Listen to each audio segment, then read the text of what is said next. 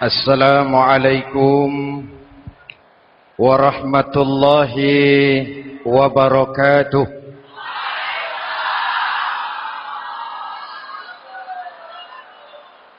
Alhamdulillahi rabbil alamin. Wassalatu wassalamu ala asyrafil mursalin Sayyidina wa maulana Muhammadin wa ala alihi wa sahbihi ajma'in, amma ba'du. Saudara-saudara kaum muslimin yang berbahagia, hadirin, kesempatan malam ini saya ingin cerita akhirat saja. Sudah pernah ke akhirat belum? Mau? Kalau mau saya daftar, besok berangkat. Salah satu rukun iman yang 6, percaya kepada adanya akhirat. Satu saat alam ini akan hancur sehancur-hancurnya.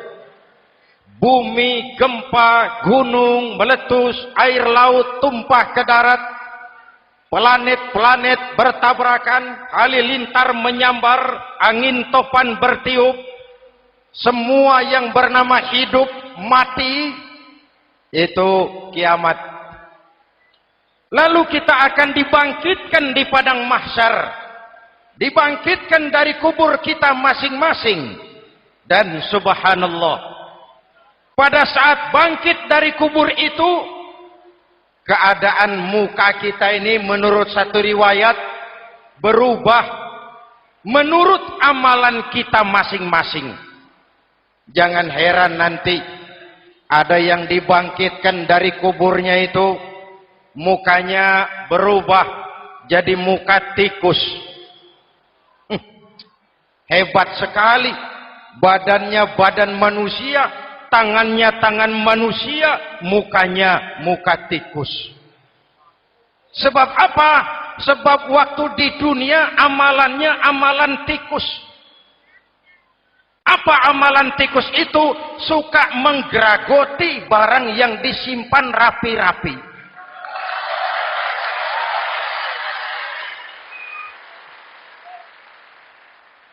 Itu nanti koruptor-koruptor yang menggeragoti uang rakyat.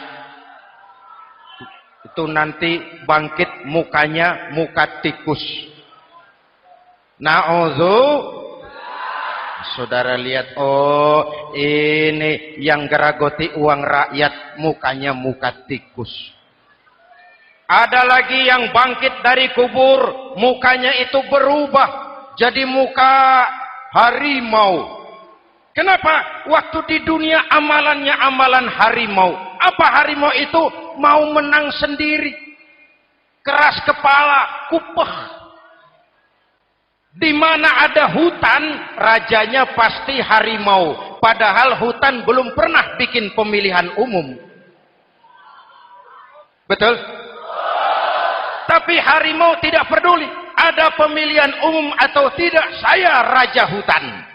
Setelah naik jadi raja di hutan, harimau bukan melindungi rakyatnya, malah makanin rakyatnya.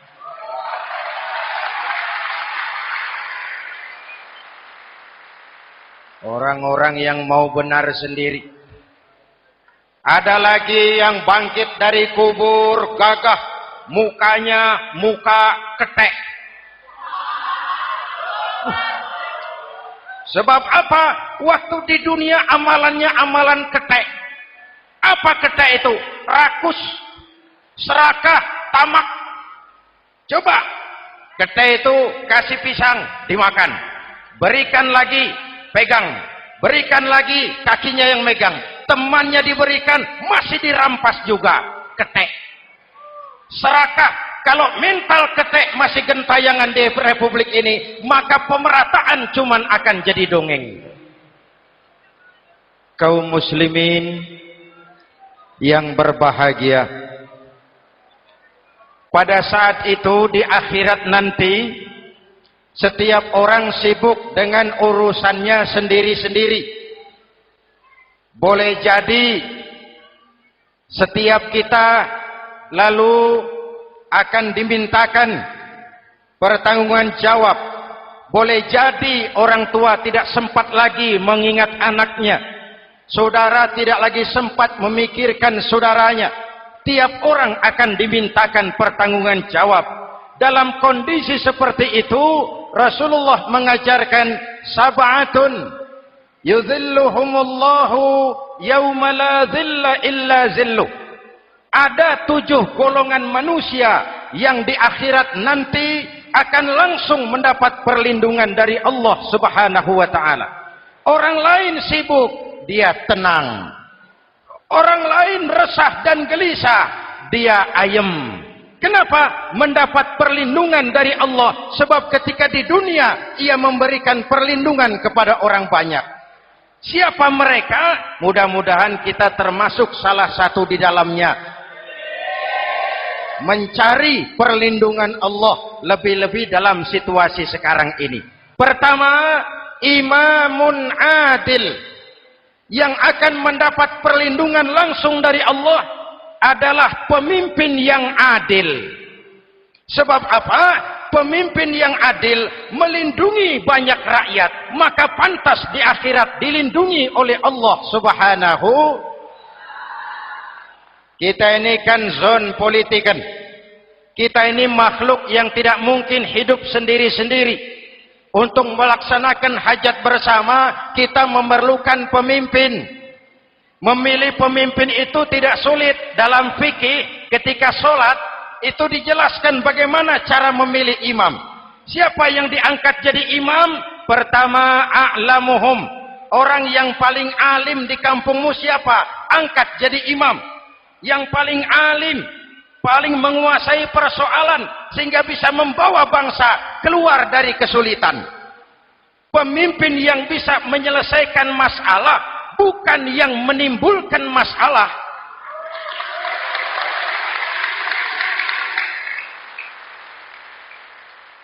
Apalagi kalau pemimpinnya jadi masalah, bagian dari masalah. Ini namanya pengurus jadi urusan.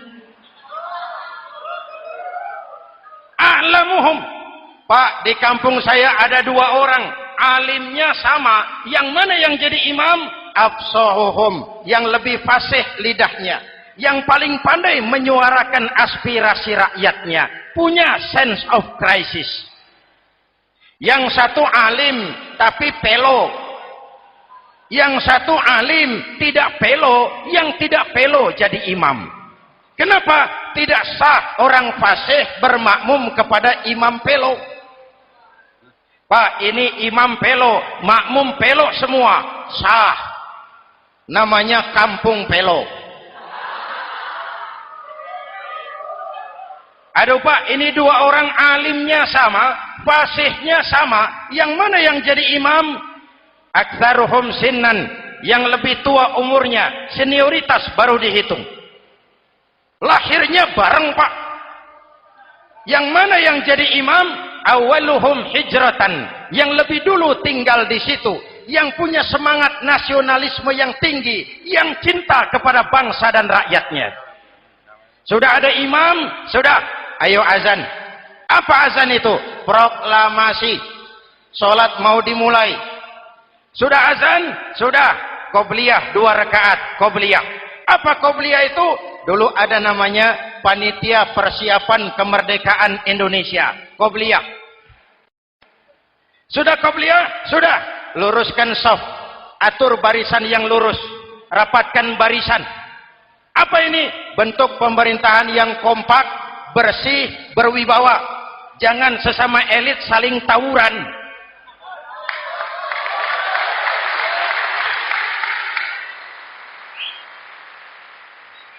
Luruskan shaf.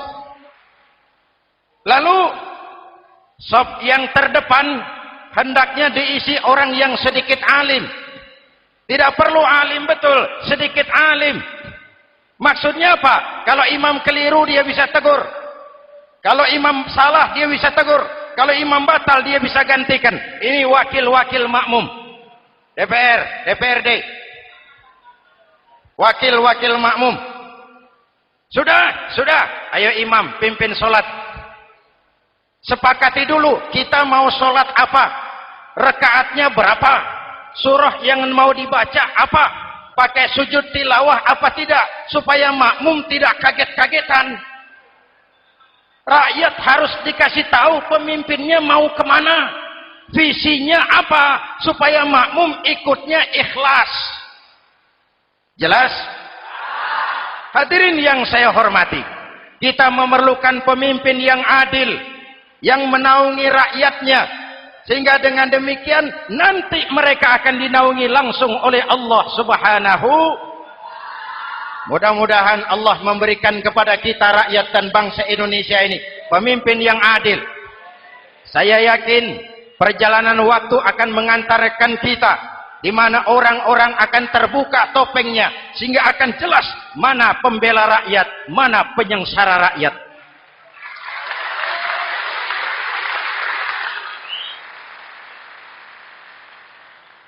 Lalu sebenarnya tiap kita ini kan pemimpin.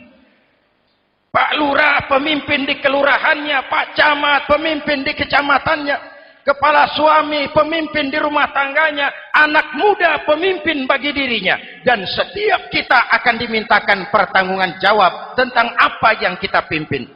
Marilah setiap kita berusaha menjadi pemimpin yang adil. Satu.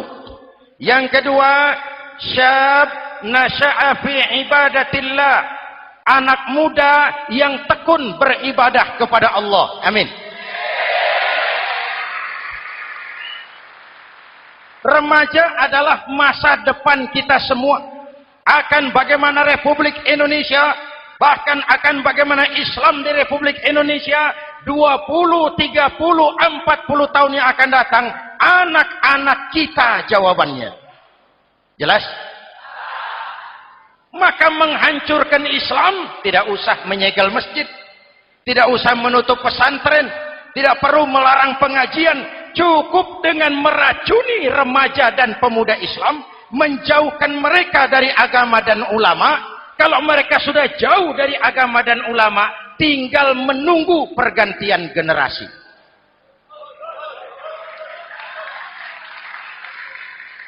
Maaf, kalau yang sudah 60 tahun ke atas, itu saya anggap angkatan selamat.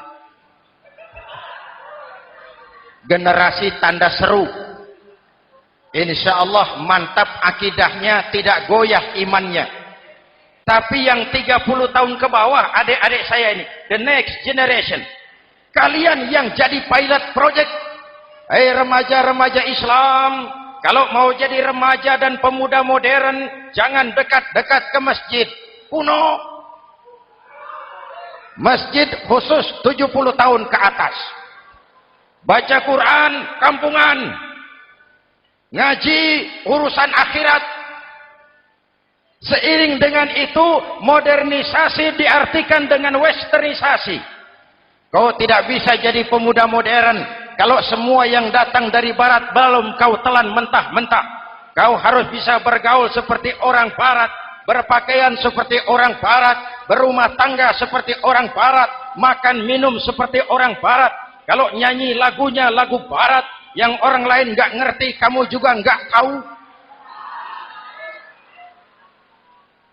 Mengalirlah narkoba dalam segala bentuknya. Maka muncullah generasi-generasi santai, generasi-generasi salon yang mencoba mencari pelarian hanya dengan kesenangan sesaat, tapi menghancurkan masa depan yang pasti.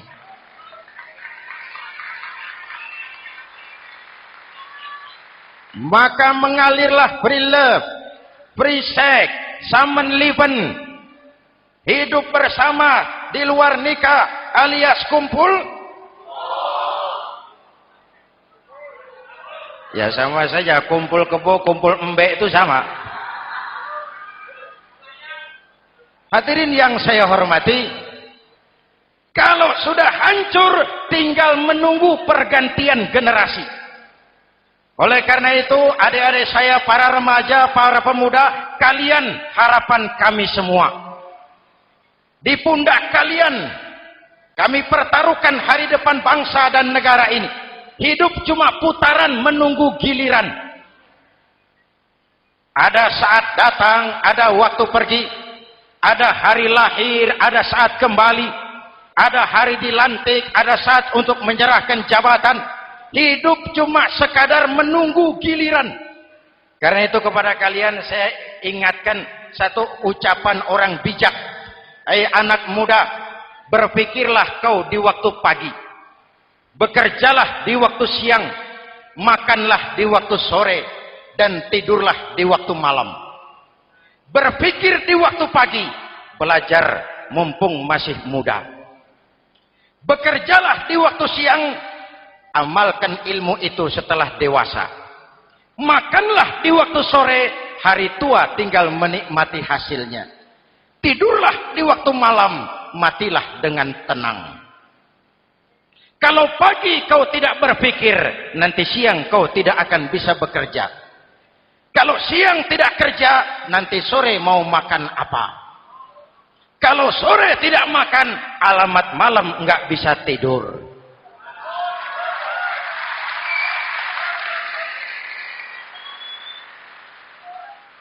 Kalau waktu remaja, waktu muda maunya santai-santai saja, dewasanya bingung. Kalau dewasanya bingung, hari tua terlunta-lunta. Kalau hari tua terlunta-lunta, matinya menteleng. Maka lebih baik makan singkong betulan daripada makan roti mimpi. Ayo, makan singkong betulan, makan roti mimpi, lebih bagus mana? Lebih bagus makan roti betulan. Kalau perlu, lebih baik sekolah sambil dagang koran, sekolah sambil parkir mobil, sekolah sambil semir sepatu, daripada petatang peteteng tanpa prospek hari depan yang ada artinya.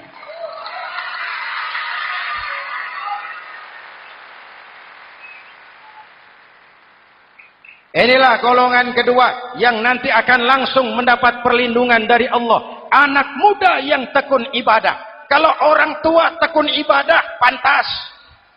Orang tua rajin ibadah, tidak istimewa. Masya Allah Pak, itu orang tahajudnya hebat, wirid yasinnya mantap, puasanya luar biasa, zikirnya mantap. Umurnya berapa? 70. Wajar. Lalarwi sanjo. Sudah larut senja. Kalau 70 masih jadi preman, kapan tobatnya? Tapi kalau ada anak muda, darahnya masih mengalir dengan panas, keinginannya masih sejuta khayal, dia bisa salurkan di jalan Allah, itu amat disukai Allah, dan itu akan mendapat perlindungan langsung dari Allah Subhanahu. Hadirin kaum muslimin di seluruh tanah air yang saya cintai, sekarang kita sampai kepada golongan ketiga yang nanti dinaungi Allah. Itu siapa? Rajulun qalbuhu mu'allaqun bil masajid. Seseorang yang hatinya selalu terpaut kepada masjid.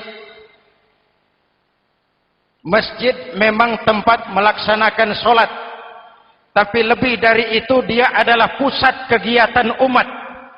Umat Islam dengan masjid seperti ikan dengan air, tidak boleh berpisah. Sehingga ada hadis qudsi mengajarkan, inna buyuti fil ardil masajid wa inna zuwari fiha ummaruha. Rumahku di permukaan bumi adalah masjid. Orang-orang yang memakmurkan masjid adalah tamuku. Dari masjidlah terpancar semangat silaturahmi, dan itu yang sangat kita perlukan sekarang. Di tengah-tengah kerentanan kita sebagai bangsa, masjid harus jadi lem perekat. Di sini siapapun yang datang mengucapkan assalamualaikum, betul? Menebarkan salam, menebarkan rasa damai, bersalaman. Kata Nabi, ma min muslimaini yaltaqiyani fayatasafahani illa ghafarallahu dzunubahuma. Apabila dua orang Islam bertemu lalu bersalam-salaman, Allah akan menghapuskan dosa yang terjadi di antara kedua orang itu. Bangsa kita sedang rentan perpecahan. Benih-benih disintegrasi bertebaran di mana-mana. Maka mari kita kembali ke masjid untuk menyusun semangat kebersamaan, meluruskan saf, merapatkan barisan, dan menerjemahkannya di luar masjid. Ini ada kaitannya dengan faktor yang keempat, yang langsung dilindungi Allah. Siapa mereka? Rajulani tahabba fillahi ijtama'a alaihi wa tafarraqa alaihi. Dua orang yang bersaudara, bertemu karena Allah, berpisah karena Allah. Itu akan dilindungi langsung oleh Allah di hari akhirat nanti. Dua orang bersaudara, bertemu karena Allah, berpisah pun juga karena Allah. Tadi dalam perjalanan ke sini saya melalui sebuah desa. Masih ada sisa-sisa tawuran antar desa. Saya tidak sebutkan desanya, itu rahasia perusahaan. Saya cuma prihatin siapa lawan siapa. Siapa yang kita bakar rumahnya? Siapa yang kita sambiti dengan batu? Siapa yang kita rugikan? Padahal urusannya kadang-kadang sepele. Di satu desa misalnya, cuma urusan kaset jadi tawuran antar desa. Ini kan hal yang sangat sepele. Padahal Nabi mengajarkan dengan keras, kalau dua orang Islam saling bertengkar, al-qatil wal maktul finnar. Yang membunuh dan yang dibunuh, dua-duanya neraka. Sahabat bertanya, ya Rasul, kalau yang membunuh masuk neraka, pantas. Kenapa yang dibunuh neraka juga? Rasulullah senyum lalu berkata, yang dibunuh pun sudah punya niat membunuh. Cuma keduluan dibunuh. Andai kata tidak dibunuh, dia yang akan membunuh. Mari kita renungkan, kenapa sebagai bangsa kita seperti tercabut dari akar budaya kita. Kita jadi beringas, kita jadi brutal untuk hal yang sepele. Yang satu teriak Allahu Akbar, yang lain teriak Allahu Akbar. Siapa lawan siapa? Dulu Bung Tomo teriak Allahu Akbar, musuhnya londo. Sayyidina Hamzah, Khalid bin Walid teriak Allahu Akbar, yang dilawan kafir. Abu Jahal, Abu Lahab, Abu Sufyan. Sekarang si Ali lawan si Hasan, Hasan Allahu Akbar, Ali Allahu Akbar. Siapa lawan siapa?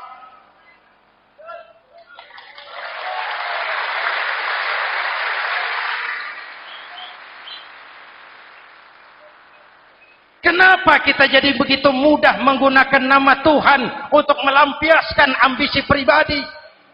Kenapa Allahu Akbar yang begitu sakral kita lepas cuma untuk pelampiasan sebuah dendam? Dua orang yang bersaudara, bertemu karena Allah, berpisah karena Allah. Itu ukurannya. Kau di jalan Allah, kau saudaraku. Keluar dari jalan Allah, selesai persaudaraan sampai di sini.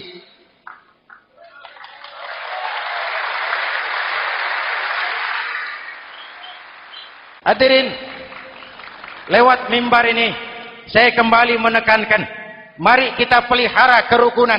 Pertama, rukun antar umat seagama. Sesama muslim harus bersatu. Yuk, kita rukun yuk. Kita kompak yuk. Kita bersatu yuk.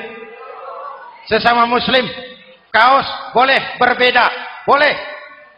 Jaket boleh tidak sama, silakan. Paham politik boleh berbeda, boleh. Kau lewat sana, saya lewat sini, nanti kita ketemu di sana. Betul? Mari lapang dada menerima perbedaan, tetapi mengarah kepada satu tujuan yang sama. Walaupun bineka, kita ini tunggal. Seperti dilatih di masjid ini. Dua orang yang bersaudara, bertemu karena Allah, berpisah karena Allah. Hati-hati, di masyarakat sekarang ini kan lebih banyak tukang kompor daripada tukang lem. Tahu tukang kompor? hangati sana, panasi sini, bakar sana, sulut sini, terbakar kita, dia lari tepuk tangan. Udah capek kita rakyat diobok-obok, udah capek kita rakyat dialamatkan, dijadikan address. Semua kalau pidato demi rakyat, untuk rakyat, buat rakyat, padahal nggak pernah kenal sama rakyat. Kita cuma jadi alamat. Mari kita kokohkan akar kebersamaan. Kita sama-sama anak Ibu Pertiwi. Di negeri ini kita dilahirkan. Air negeri ini yang kita minum. Udara negeri ini yang kita hirup. Kalian remaja, kalian pemuda, lebih bertanggung jawab karena kalian anak Ibu Pertiwi. Hadirin yang saya hormati, maka tetaplah jaga semangat kebersamaan. Ini yang keempat. Yang kelima, rajulun zakarallaha khalian fafadat ainahu. Seseorang yang mengingat Allah dalam kesunyian, lalu berlinang air matanya. Tengah malam, dikala orang sedang tidur, dia bangun munajat, gemersik tikar tersentuh tangan, laksana lambaian tangan malaikat maut datang hendak merenggut nyawa. Terbayang dosa yang pernah dia kerjakan, air mata berurai membasahi pipi tanpa terasa. Orang yang munajat semacam itu nanti langsung mendapat perlindungan dari Allah Subhanahu. Saya pernah baca hadis qudsi, merinding bulu kuduk saya mendengar hadis qudsi ini. Terbayang Indonesia saya, Indonesiaku, Indonesiamu, Indonesia kita semua. Apa kata Allah dalam hadis qudsi? Inni la ahammu bi'azabi ibadi. Kadang-kadang aku muak melihat tingkah laku manusia. Aku kepengen turunkan azab. Kalau azab turun di bumi, kita sudah merasakan banjir di mana-mana. Manado banjir, Sumatera Barat banjir, Jambi banjir, Bengkulu, tanah longsor di Purworejo, Cilacap banjir, Sukabumi gempa, Pandeglang gempa, ekonomi terpuruk, antar kampung tawuran, antar elit di atas tawuran.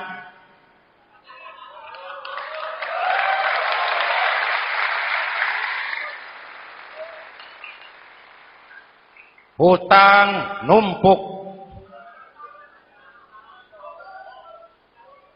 40% APBN kita ini sekarang cuma untuk bayar hutang. Itu pun dengan asumsi dolar 7.000, 9.000, artinya sekitar 50% APBN kita untuk bayar hutang. Untungnya sekarang ini yang agak menolong, harga minyak membaik di pasaran internasional. Hadirin yang saya hormati, ini lagi ngomong apa saya sih? Aku pengen turunkan azab, tetapi kata Allah, ketika aku melihat orang-orang tua yang sujud di keheningan malam, bayi-bayi tanpa dosa masih menyujud. Ada hadis qudsi mengajarkan, inna buyuti fil ardil masajid wa inna zuwari fiha ummaruha. Rumahku di permukaan bumi adalah masjid. Orang-orang yang memakmurkan masjid adalah tamuku. Dari masjidlah terpancar semangat silaturahmi. Dan itu yang sangat kita perlukan sekarang. Di tengah-tengah kerentanan kita sebagai bangsa, masjid harus jadi lem perekat. Di sini siapapun yang datang mengucapkan assalamualaikum. Betul? Menebarkan salam, menebarkan rasa damai, bersalaman. Kata Nabi, ma min muslimaini yaltaqiyani fayatasafahani illa ghafarallahu dzunubahuma. Apabila dua orang Islam bertemu lalu bersalam-salaman, Allah akan menghapuskan dosa yang terjadi di antara kedua orang itu. Bangsa kita sedang rentan perpecahan. Benih-benih disintegrasi bertebaran di mana-mana. Maka mari kita kembali ke masjid untuk menyusun semangat kebersamaan, meluruskan saf, merapatkan barisan, dan menerjemahkannya di luar masjid. Ini ada kaitannya dengan faktor yang keempat, yang langsung dilindungi Allah. Siapa mereka? Rajulani tahabba fillahi ijtama'a alaihi wa tafarraqa alaihi. Dua orang yang bersaudara, bertemu karena Allah, berpisah karena Allah. Itu akan dilindungi langsung oleh Allah di hari akhirat nanti. Dua orang bersaudara, bertemu karena Allah, berpisah pun juga karena Allah. Tadi dalam perjalanan ke sini, saya melalui sebuah desa. Masih ada sisa-sisa tawuran antar desa. Saya tidak sebutkan desanya, itu rahasia perusahaan. Saya cuma prihatin, siapa lawan siapa? Siapa yang kita bakar rumahnya? Siapa yang kita sambiti dengan batu? Siapa yang kita rugikan? Padahal urusannya kadang-kadang sepele. Di satu desa misalnya, cuma urusan kaset jadi tawuran antar desa. Ini kan hal yang sangat sepele. Padahal Nabi mengajarkan dengan keras, kalau dua orang Islam saling bertengkar, al-qatil wal maktul finnar. Yang membunuh dan yang dibunuh, dua-duanya neraka. Sahabat bertanya, ya Rasul, kalau yang membunuh masuk neraka, pantas. Kenapa yang dibunuh neraka juga? Rasulullah senyum lalu berkata, yang dibunuh pun sudah punya niat membunuh. Cuma keduluan dibunuh. Andai kata tidak dibunuh, dia yang akan membunuh. Mari kita renungkan, kenapa sebagai bangsa kita seperti tercabut dari akar budaya kita. Kita jadi beringas, kita jadi brutal untuk hal yang sepele. Yang satu teriak Allahu Akbar, yang lain teriak Allahu Akbar. Siapa lawan siapa? Dulu Bung Tomo teriak Allahu Akbar, musuhnya londo. Sayyidina Hamzah, Khalid bin Walid teriak Allahu Akbar, yang dilawan kafir. Abu Jahal, Abu Lahab, Abu Sufyan. Sekarang si Ali lawan si Hasan, Hasan Allahu Akbar, Ali Allahu Akbar. Siapa lawan siapa?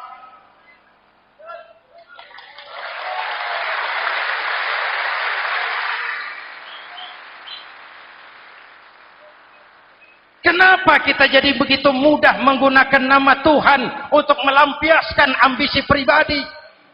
Kenapa Allahu Akbar yang begitu sakral kita lepas cuma untuk pelampiasan sebuah dendam? Dua orang yang bersaudara, bertemu karena Allah, berpisah karena Allah. Itu ukurannya. Kau di jalan Allah, kau saudaraku. Keluar dari jalan Allah, selesai persaudaraan sampai di sini.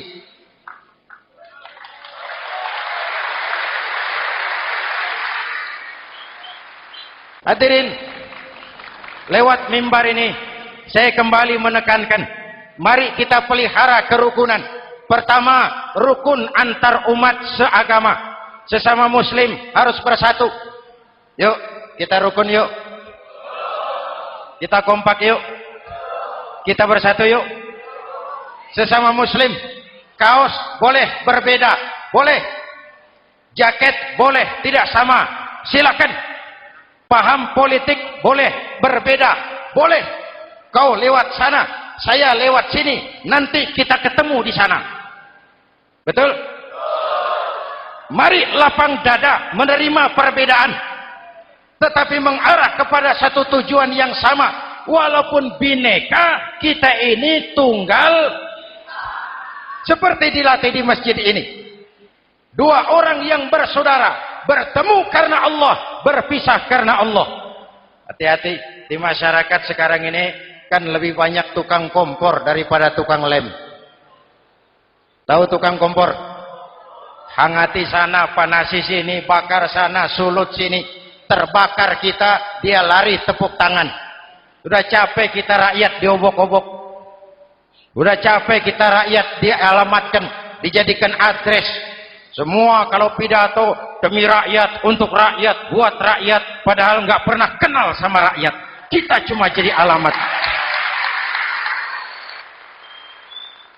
Mari kita kokohkan akar kebersamaan. Kita sama-sama anak Ibu Pertiwi. Di negeri ini kita dilahirkan. Air negeri ini yang kita minum. Udara negeri ini yang kita hirup. Kalian remaja, kalian pemuda lebih bertanggung jawab karena kalian anak Ibu Pertiwi.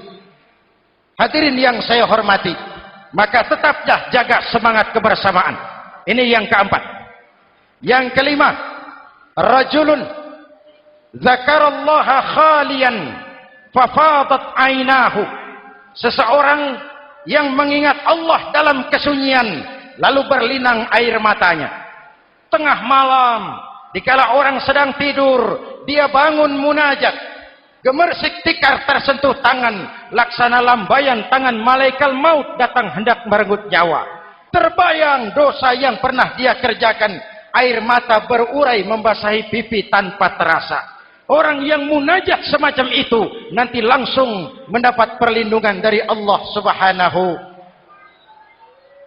Saya pernah baca hadis qudsi, merinding bulu kuduk saya mendengar hadis qudsi ini. Terbayang Indonesia saya, Indonesiaku, Indonesiamu, Indonesia kita semua. Apa kata Allah dalam hadis qudsi? Inni la ahammu bi'azabi ibadi. Kadang-kadang aku muak melihat tingkah laku manusia. Aku kepengen turunkan azab.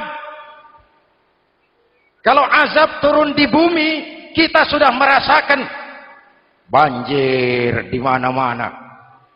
Manado banjir, Sumatera Barat banjir, Jambi banjir, Bengkulu, tanah longsor di Purworejo, Cilacap banjir, Sukabumi gempa, Pandeglang gempa, ekonomi terpuruk, antar kampung tawuran, antar elit di atas tawuran.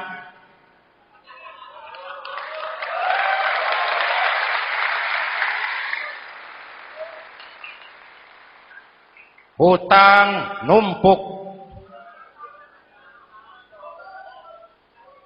40% APBN kita ini sekarang cuma untuk bayar hutang.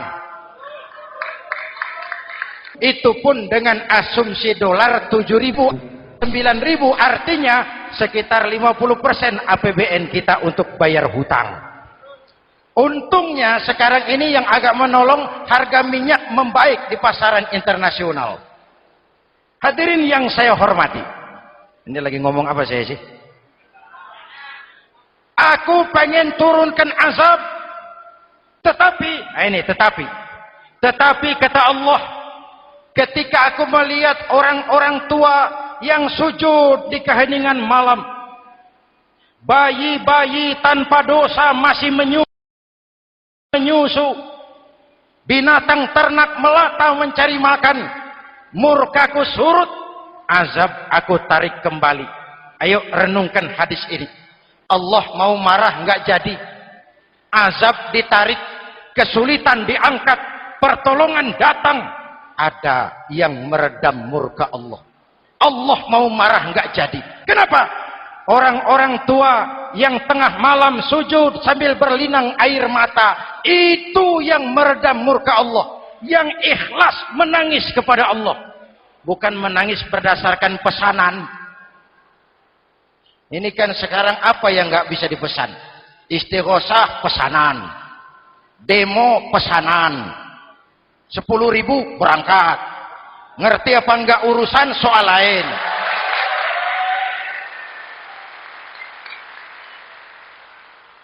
Jadi bukan demonstran, pekerja demo. Orang tua yang ikhlas nangis kepada Allah di keheningan malam, kita hutang jasa kepada orang-orang tua yang ikhlas seperti itu. Itu yang menjaga keselamatan bangsa. Allah mau murka nggak jadi. sepanjang masih banyak orang-orang tua yang sujud di tengah malam. Amin. Yang kedua, bayi tanpa dosa masih menyusu. Tanpa dosa. Binatang melata mencari makan. Sekarang bagaimana kesulitan, gak mau panjang. Mengamalkan hadisnya terbalik. Yang disuruh itu orang tua tengah malam sujud. Bayi tanpa dosa nyusu. Sekarang ini orang tua tengah malam nyusu. Bayi tanpa dosa dibuang ke tempat sampah. Akibat pergaulan bebas, bayi tanpa dosa dibuang ke tempat sampah. Orang tua tengah malam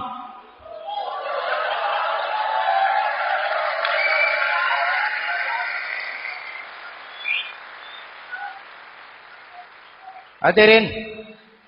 Yang keenam, rajulun da'athum ra'atun zatu mansibin wa jamalin ila nafsiha faqala inni akhafu Allah rabbal alamin. Orang yang bermoral dibujuk rayu oleh perempuan cantik, lalu dia berkata, maaf, saya takut kepada Allah. Orang bermoral yang merasakan kehadiran Allah dekat dalam hidup. Umpama waktu puasa, saudara sholat zuhur. Sebelum sholat saudara berwudu. Ketika berkemur saudara korupsi. Sedikit airnya saudara minum. Jangankan polisi, teman wudu sebelah pun tidak tahu kalau waktu berkemur saudara korupsi. Kenapa kita tidak mau melakukan? Ada rasa malu kepada Allah. Ini yang perlu kita tumbuh kembangkan. Rasa malu kepada Allah subhanahu wa ta'ala. Yang ketujuh, rajulun tasaddaqa bi sadaqatin fa akhfaha. Orang yang bersedekah lalu disembunyikan sehingga tangan kiri tidak tahu apa yang diberikan oleh tangan kanan. Orang yang punya kepedulian tinggi tetapi ikhlas menolong yatim, membantu sesama dalam rangka menegakkan masyarakat yang adil dan makmur. Mari kita mohon kepada Allah, semoga kita semua senantiasa dalam perlindungannya di dunia ini dan lebih-lebih di akhirat nanti. Al-Fatihah. A'udzubillahi Siratal ladzina an'amta 'alaihim ghairil maghdubi 'alaihim waladdallin. Amin. Bismillahirrahmanirrahim. Alhamdulillahirabbil alamin. Allahumma shalli ala Muhammad wa ala alihi wa sahbihi ajmain. Rabbana taqabbal minna salatana wa siyamana wa qiyamana wa takhashu'ana wa ta'abbudana wa tammim taksirana ya arhamar rahimin. Allahumma ja'alna minas su'ada'il makbulin wa la taj'alna minal ashqiya'il mardudin. Rabbana zalamna anfusana wa illam taghfir lana wa tarhamna lanakunanna minal khasirin. Afdalu ma qultuhu ana wan nabiyyuna min qabli la ilaha illallah.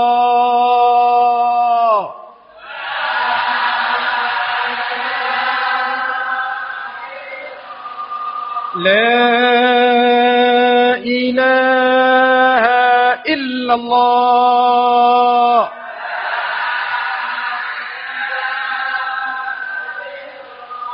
Muhammadur Rasulullah.